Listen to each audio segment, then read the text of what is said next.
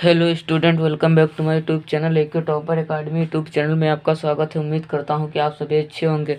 तो आप भी क्लास 11 में हैं, अर्धवार्षिक परीक्षा दे चुके हैं।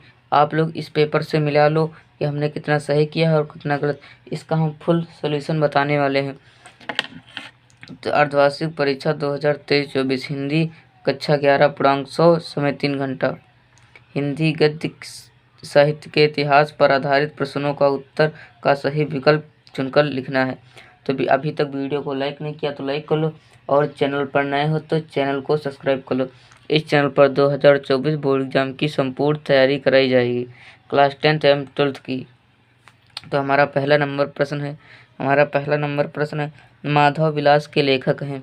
माधव विलास के लेखक हैं तो माधव विलास के जो लेखक हैं वो कौन है? लल्लू लाल हैं। कौन है? लल्लू लाल।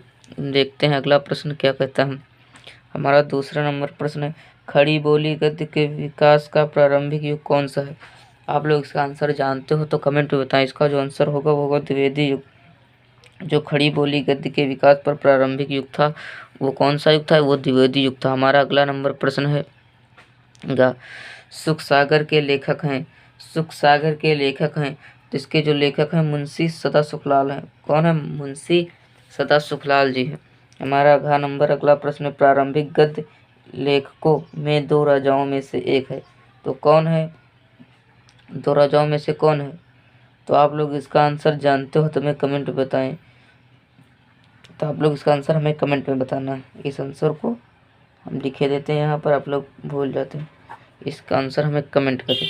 और हमारा अगला नंबर प्रश्न है, छायापथोत्तर युग का काल जो 1938 से अब तक का है। 1938 से अब तक का है। और दूसरा प्रश्न है, हिंदी पद्य साहित्य के इतिहास पर आधारित निम्नलिखित प्रश्नों का उत्तर सही विकल्प चुनकर लिखना है। हिंदी साहित्य के आदिकाल के लिए प्रसिद्ध सामंत काल नाम दिया है तो क्या नाम दिया है? किसने दिया? और डॉक्टर राम कुमार वर्मा जी ने। डॉक्टर राम कुमार वर्मा जी ने दिया है। हमारा अगला नंबर प्रश्न है, वीर गाथा काल की विशेषता है। वीर गाथा काल की विशेषता है तो वीर गाथा काल की कौन सी विशेषता है? वह प्रकृति का चित्रण। प्रकृति का चित्रण। हमारा अगला प्रश्न है, सूरसागर के लेखक हैं। सूरसागर के लेखक हैं तो सूरदास जी हैं। हमारा अगला नंबर प्रश्न है, पृथ्वीराज रासो का रचना काल है। पृथ्वीराज रासो का रचना काल है। कौन सा रचना काल है? वह वीर गाथा काल। क्या है? वीर गाथा काल। बीसल देव रासो के रचयिता हैं। बीसल देव रासो के रचयिता हैं तो कौन है? आप लोग जानते हैं, नृपत नाल। नृपत नाल। हमने इसमें 10 हल करा दिए हैं। और हमारा है तीसरा नंबर प्रश्न, निम्नलिखित पद्यांश पर आधारित प्रश्नों के उत्तर। आप लोग पद्यांश पढ़ ही सकते हैं, देख सकते हैं पद्यांश में क्या कह रहा है। देखते हैं हम अगला। पद्यांश जो है आपके बोर्ड एग्जाम में 10 मार्क्स का पूछा जाएगा और 5 प्रश्न रहेंगे। हर प्रत्येक प्रश्न 2 नंबर का होगा। 5 नंबर हो गए, पूरे 5 पढ़े 10 का होगा। और हमारा चाहे आप ये वाला दे सकते हैं, चाहे अथवा में दिया रहता, चाहे आप ये कर सकते हैं। और जो 4 नंबर होता है पद्यांश वो भी 10 नंबर का होता है। 5 प्रश्न होते हैं, चाहे आप ये कर सकते हैं, चाहे तो आप ये अथवा में दिया होता है, चाहे तो आप ये कर सकते हैं। हमारा 5 नंबर प्रश्न है, निम्नलिखित में से किसी एक लेखक का जीवन परिचय देते हुए उनकी कृतियों का उल्लेख करना है। जीवन परिचय देते हुए उनकी कृतियों का उल्लेख करना है। जो जीवन परिचय के 3 नंबर और रचना के 2 नंबर मिलाकर पूरे 5 नंबर मिलेंगे। भारतेंदु हरिश्चंद्र जी, श्याम सुंदर दास। 2 में से आप किसी का एक बार लिख सकते हैं। और हमारा खा है, निम्नलिखित में से एक कवि का साहित्यिक परिचय देते हुए। और कवि का साहित्यिक परिचय देते हुए उनकी रचनाओं को उल्लेख, चाहे आप कबीर दास का लिख सकते हैं, चाहे आप सूरदास का भी लिख सकते हैं। हमारा 6 नंबर प्रश्न है, बलिदान कहानी के आधार पर गिरधारी का चरित्र चित्रण, जो आपके बोर्ड एग्जाम में 5 मार्क्स का पूछा जाए।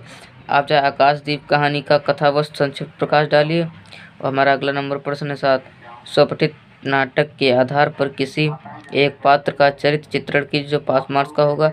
आप लोगों को 5 मार्क्स मिलेंगे। हमारा खंड खा गया। 8वां प्रश्न देखते हैं क्या कहता है।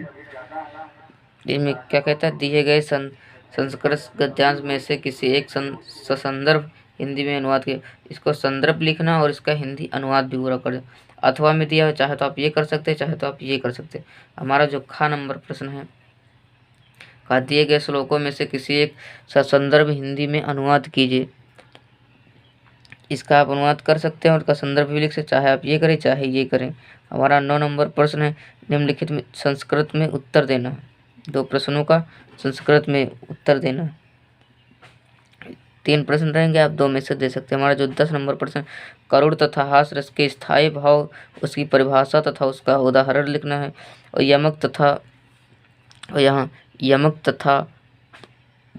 यमक और श्लेष अलंकार की परिभाषा देनी है। हमारा अगला देखते हैं क्या कहता है। जो प्रश्न है, दोहा अथवा सोठा छंद मात्राओं के साथ लक्षण या उदाहरण दीजिए। और 2 मार्क्स का है। और 11वां प्रश्न क्या है, निम्नलिखित में से विषयों में से किसी एक पर अपनी भाषा शैली पर निबंध, चाहे भ्रष्टाचार कारण और निवारण पर लिख सकते हैं, विज्ञान वरदान या अभिशाप पर लिख सकते हैं, पढ़ें बेटियां, चाहे तो आप इस पर लिख सकते हैं। और 12 नंबर प्रश्न देख सकते हैं, और 13 नंबर और 14 नंबर इसका अनुवाद करना है हिंदी में। और आप लोग इसका फुल सॉल्यूशन चाहते हो तो हमें कमेंट में बताएं। तो थैंक यू, जय हिंद, जय भारत, जय वंदे मातरम। मिलते हैं नेक्स्ट वीडियो में, जब तक के लिए बाय बाय, टाटा। वीडियो कैसा लगा, थैंक यू।